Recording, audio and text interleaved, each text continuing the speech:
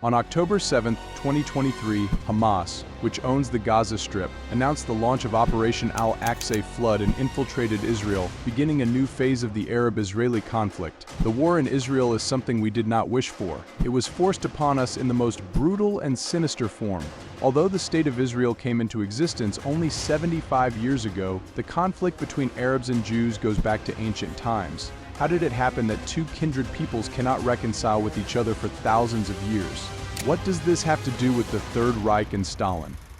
You probably know, or at least have heard of Noah, the Old Testament character who built an ark and survived the worldwide flood with his family and paired animals. According to legend, Noah had 3 sons, Shem, Ham, and Japheth. It is believed that Japheth became the ancestor of Indo-European peoples, Ham the ancestor of the peoples of North Africa, and Sem the ancestor of Semitic peoples, which include Jews and Arabs. So does that make Arabs and Jews fraternal peoples? Basically, yes. Arabic and Hebrew belong to the same group, have many words in common, both are spelled from right to left, and kashrut with halal implies painless slaughter of the animal and prohibits the consumption of pork. Both peoples traditionally believe in the same God, and Moses, the prophet of Judaism, is mentioned more often in the Quran than any other prophet, including the founder of Islam, Muhammad.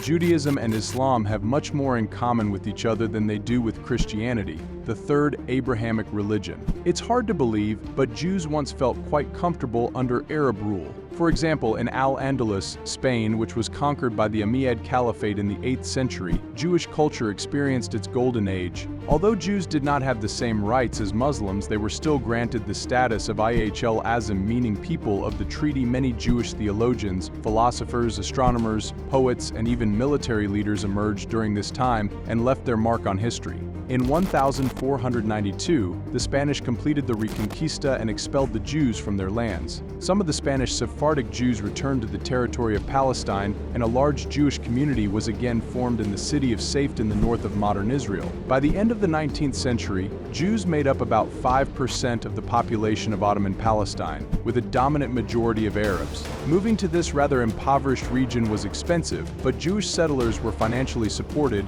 including the Rothschild family. Meanwhile, Theodor Herzl, the founder of Zionism, heard calls for violence against Jews while in Paris and became convinced of the need for an independent state for them. In 1896, he published his major work, The State of the Jews. It is noticeable that at first Herzl did not consider Eretz Israel, that is, the territory of modern Israel, as the only possible location for such a project. He was also offered as alternatives the territories of Argentina and, suddenly, Uganda. At the 6th Zionist Congress, however, these proposals were rejected by the delegates. Palestine remained the only place for a potential Jewish state. In World War I, the bloc of Central Powers, including the Ottoman Empire, was defeated and Palestine fell under British control. King George V approved the idea of Zionists to create an independent Jewish state in the foreseeable future on this territory. And in November 1917, the Times newspaper published the text of the document that became the cause of the protracted conflict between Arabs and Jews, the Balfour Declaration. Although it stipulated that the rights of the non-Jewish population would be respected, many Arabs still consider this document a betrayal of their people. In 1920, Palestinian Arabs celebrated a holiday in Jerusalem. The city's mayor, Musa al-Husseini, along with his nephew Amin, made provocative anti-Zionist remarks to a crowd of thousands. Backed by Arab police, people attacked the Jewish neighborhood of Jerusalem. Mass looting and violence ensued. The riots were not stopped by the British Army until 4 days later. The mayor of the city was removed from his post and his nephew was arrested. Amin Husseini was released on bail and managed to escape to Syria before being sentenced to 10 years for inciting riots. A year later, however, Amin Husseini was pardoned by the British and returned to Palestine. He soon became Mufti of Jerusalem, and there was relative peace between Arabs and Jews. The Jewish population continued to grow, and the Zionists increasingly laid claim to the holy sites in Jerusalem. Al-Husseini distributed leaflets among Muslims that stated Jewish intentions to take over the Al-Aqsa Mosque, one of the main holy sites in Islam. After his Friday sermon on August 23, 1929, Arab mobs armed with knives and sticks came out of the Shechem gate of the old city and rushed into Jewish-populated neighborhoods. Jewish pogroms also took place in the cities of Hebron, Safed, and Gaza. It is important to note here that not all Arabs supported such actions, and some of them even gave the Jews shelter in their homes. The British authorities sent troops to Palestine from Egypt and forced al-Husseini to appeal to the people for mercy and tolerance. After these riots, Jews left Ramla, Nablus, and Gaza, and a British commission on the case recommended restricting Jewish migration. 4 years later, however, the Nazis came to power in Germany, and some 250,000 Jews fleeing the Holocaust arrived in Palestine. This time, al-Husseini managed to ignite the largest uprising during the British Mandate period in Palestine. It lasted 3 years and was crushed by the British and Jewish police just a week before the outbreak of World War II. Despite the suppression of the revolt, the British authorities made concessions to the Arabs. Jewish immigration was limited to 75,000 for the next 5 years. After that period, the amount of immigration was to be subject to the wishes of the Arab population. Al-Husseini was tried for arrest as early as 1937, but he fled first to Lebanon and then to Iraq, where he took part in a pro-German military coup. This coup led to Iraq being drawn into a war with Britain and lost in less than a month. After British troops entered Baghdad, Prime Minister Alabama Gaylani organized a mass Jewish pogrom. This incident, known as the Farhud, killed an estimated 200 people, according to conservative estimates. In 1941, al-Husseini moved to Germany and met with his like-minded Jew hater, Mr. Shekel Gruber.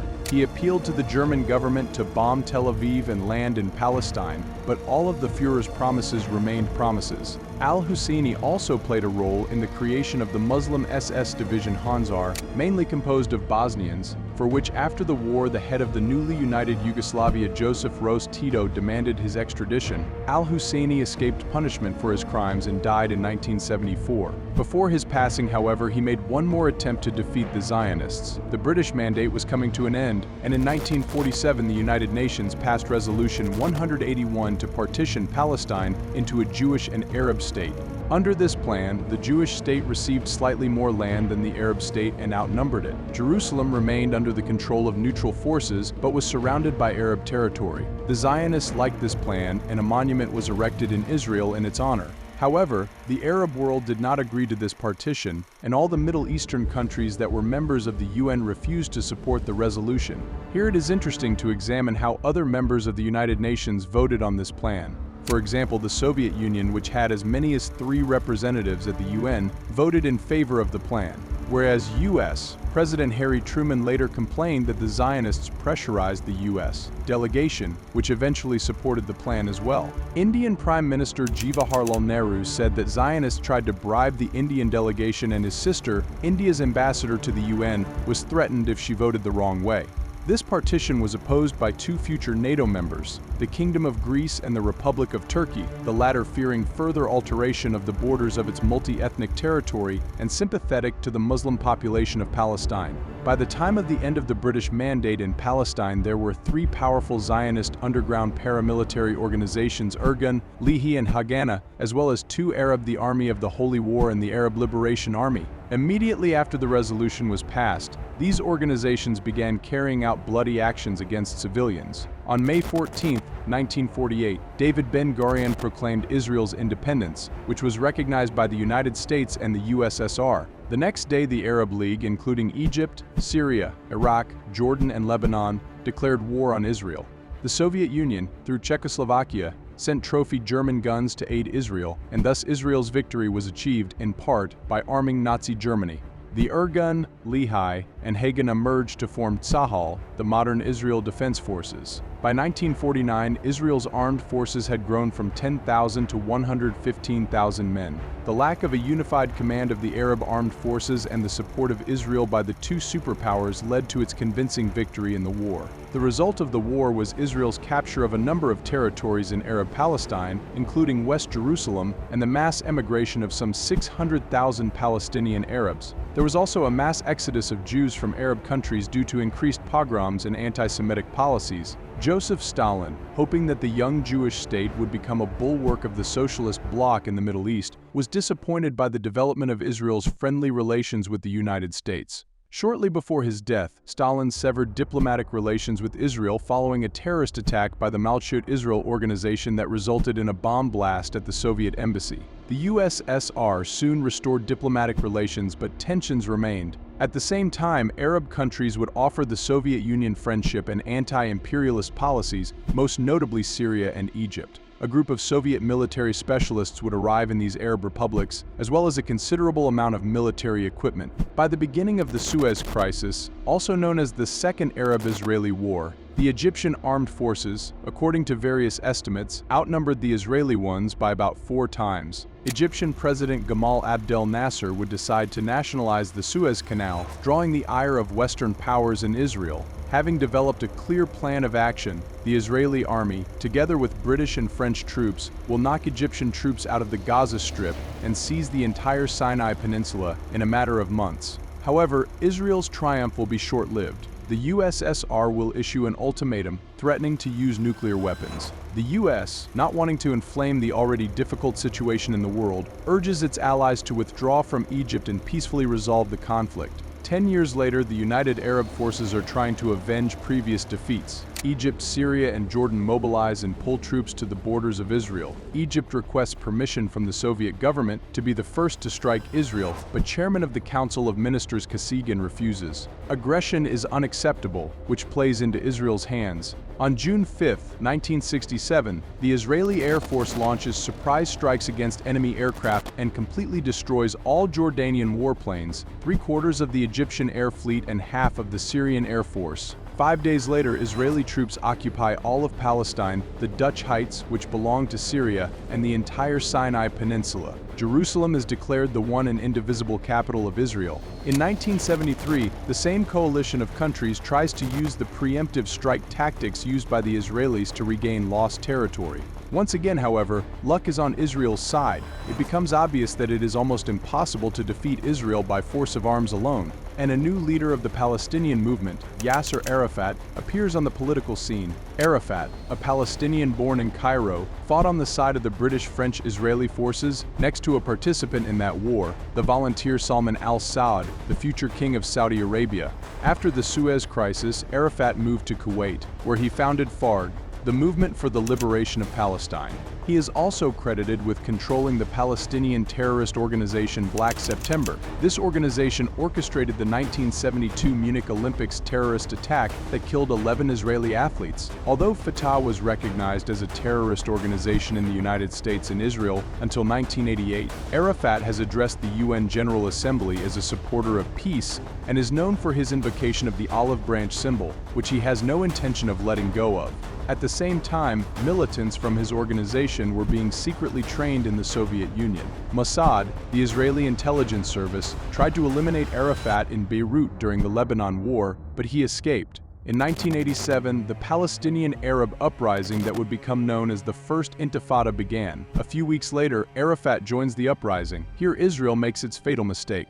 Determined to use the principle of divide and conquer with regard to Palestine, Israel begins funding what it believes is an opposition movement capable of opposing Fatah and Arafat. This movement, originally established as a charitable organization at the beginning of the Intifada, is called the Islamic Resistance Movement, or simply Hamas. According to relatives of one of Hamas' founders, Abdullah Azzam, Hamas was supported not only by Israel but also by Fatah, which in turn received support from the Soviet Union. The Soviet Union at the time was fighting a long war in Afghanistan against the Mujahideen, who were eventually joined by Hamas volunteers. So Israel and the Soviet Union found themselves in a paradoxical situation, arming those who later had to be fought. 5 years after the war began, Yasser Arafat and Israeli Prime Minister Yitzhak Rabin would finally shake hands. The Israeli army will leave the Gaza Strip and the West Bank. Both leaders would receive the Nobel Peace Prize in 1994, but in 1995 Rabin would be assassinated by a far-right extremist who disagreed with the emergence of an autonomous and virtually independent Palestine. However, even in Palestine itself, not everyone welcomed the signing of the agreements and the establishment of peace. Above all, Hamas was dissatisfied with the results. 5 years later, the conflict resumed, and after its suppression by the Israeli army, Hamas won elections for the Palestinian Authority and took control of the Gaza Strip, while Fatah controlled the West Bank. There was also a conflict between the two, but the West supported the already less radical Fatah. Since then, Israel has had full control of the Gaza Strip's borders by air and on the ground, but not underground. Back in the 1980s, construction began on a giant network of underground tunnels through which everything from medicine and cars to goods and, of course, weapons flowed into the blockaded Gaza Strip. Before the construction of the barrier between Israel and the Gaza Strip, the tunnels were used for raids on the territory of Israel, and now Hamas militants are hiding there. Interestingly, even Egypt, traditionally pro-Palestinian, participated in the flooding of these tunnels. Thus, even in the Arab world, there is no consensus on this conflict. Hamas is beginning to build partnerships with Muslim states as well as Russia. Hamas leaders have met repeatedly with Russian Federation officials and the president. At the same time, the Russian Federation, since its founding, has maintained friendly relations with Israel, and there is still a 90-day visa-free regime between the two countries. And so, the Palestinian-Israeli conflict continues despite all efforts. Perhaps the Palestinian representatives could now support the very plan to partition into Arab Jewish states, but Israel will no longer accept those borders. Even if the US and Russia act together, only the most interested parties, Israelis and Palestinians, can stop the conflict. However, this is only possible if they are willing to end the confrontation. Thank you, dear friends, for joining me on this fascinating journey through history. Don't forget to subscribe to our channel so that you don't miss new videos about exciting events and facts from the past. Also, leave your comments below this video. I'm always happy to hear your thoughts, suggestions, and requests for topics for future videos. See you all again on the channel.